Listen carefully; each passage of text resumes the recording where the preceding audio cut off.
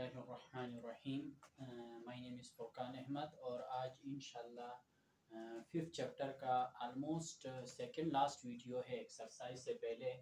तो वो जो है हमारे पास वेटलेसनेस इन सैटेलाइट है। वेटलेसनेस बेसिकली होता क्या है कि जब एक ऑब्जेक्ट का वेट कंसिडर नहीं किया जाता है उस टाइम पे उसका वेट जो है वो इक्वल टू ज़ीरो हो जाता है, तो उस सूरत में हम उसे कहते हैं वेटलेस। और इस कंडीशन को हम कहते हैं वेटलेसनेस। ठीक है। अब क्या है कि when a satellite is freely falling, जब सैटेलाइट फ्रीली फॉलिंग मींस एक सैटेलाइट उसमें घूम रहा है स्पेस में और वो बगैर किसी फोर्स की वजह से इधर उधर मूव कर रहा है in space, everything within this is freely falling. हर चीज उस सैटेलाइट के अंदर जो है वो फ्रीली फॉलिंग होता है और system appear to be weightless, और उस सिस्टम को हम क्या कहेंगे, वेटलेस कहेंगे। ठीक है। वैसे बेसिकली स्पेस में सब कुछ जो है वो वेटलेस ही होता है।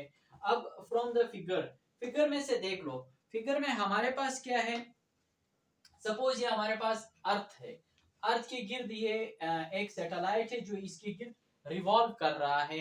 ठीक है, अर्थ के गिर्द रिवॉल्व कर रहा है। इसका वेट जो है वो डाउनवर्ड एक्ट कर रहा है और इसके ऊपर एक सपोर्टिंग फोर्स है नॉर्मल जो अब बाहर की तरफ एक्ट कर रहा है। और ये हमारे पास सैटेलाइट है और ये उसका ऑर्बिट है, इस ऑर्बिट में ये रोटेट कर रहा है अर्थ की गिर्द। तो इस सूरत में हमारे पास ये वेट और नॉर्मल को हम लोग दोनों को कंसीडर कर लेंगे, दोनों को देखेंगे। तो इस सूरत में हमारे पास जो है हम लोग इसको प्रूव करेंगे, इसकी इक्वेशन को वेटलेस के लिए या वेटलेसनेस के लिए। तो हम इस कंडीशन को प्रूव करेंगे। अब हमारे पास क्या है, इट्स फिगर में मास इट्स वेट mg, इसका जो वेट wmg है वो नीचे की तरफ एक्ट कर रहा है और सपोर्टिंग फोर्स n जो है वो ऊपर की तरफ एक्ट कर रहा है। अब the normal force is less than the weight. अब यहाँ पे इस सूरत में हमारे पास नॉर्मल फोर्स क्या है, वेट से कम है, and the difference between them provide centripetal force, और उनके दरमियान में जो डिफरेंस होगा वो सेंट्रीपिटल फोर्स बनाएगा।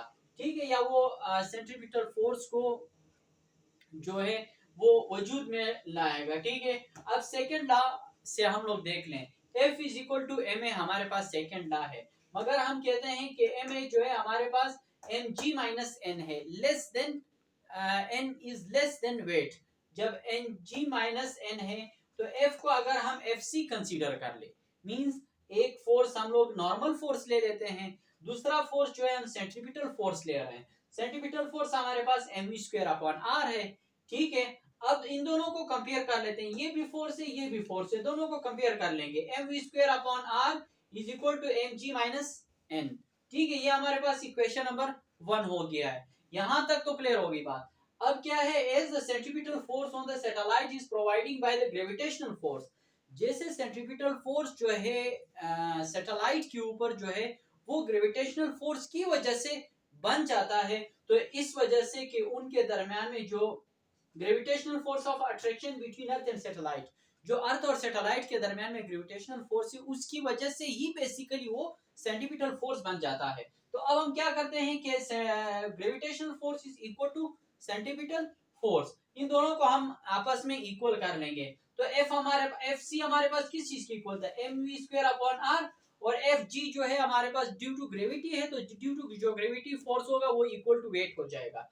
जो वेट हो जाएगा, वेट हमारे पास mg है, दोनों तरफ m और m जो है ये हम लोग इसको कैंसल आउट कर देंगे। m और m जब कैंसल आउट हो जाएगा, दोनों तरफ कॉमन है, g is equal to V square upon R, ये हमारे पास एक इक्वेशन बन जाएगा, g is equal to V square upon R. अब इस g की ये जो वी स्क्वायर अपॉन आर वाली वैल्यू है ये हम यहाँ पे पुट करेंगे इक्वेशन नंबर 1 पे। तो m V square upon R की जगह पे हम g की वैल्यू पुट कर देंगे।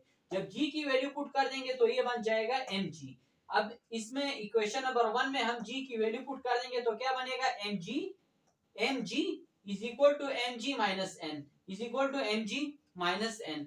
अब n हमने निकालना था ना, नॉर्मल फोर्स की वैल्यू हमने बेसिकली निकालनी थी, तो n को इस तरफ लेके आएंगे, n प्लस का हो जाएगा, ये वाला mg जो है इस तरफ आ जाएगा, ये माइनस का हो जाएगा, mg minus mg is equal to 0 हो जाएगा। ठीक है, तो n इज इक्वल टू 0।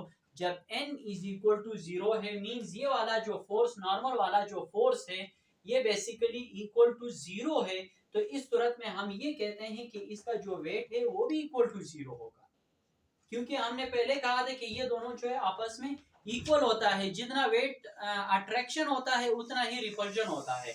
ठीक है, अब क्या है, एज n इज 0, जब n की वैल्यू 0 है, which is the supporting force, जो हमारे पास सपोर्टिंग फोर्स है, the body is on the body 0, this explains that the body and the astronauts in the satellite has no wait.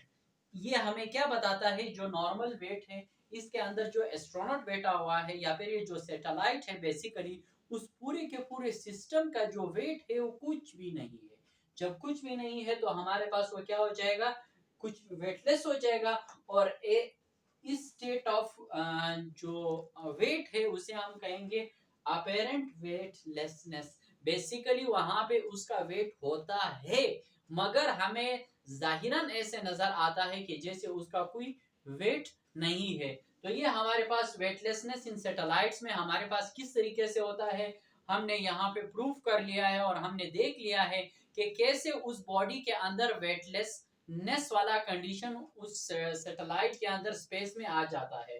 तो इंशाल्लाह एक और लेक्चर हमारा 5th चैप्टर का हो जाएगा, फिर उसके बाद हम इंशाल्लाह उसके न्यूमेरिकल्स की तरफ जाएंगे।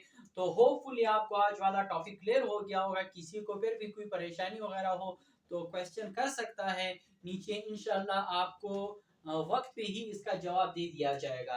तो आज के लिए इतना ही, अल्लाह हाफिज।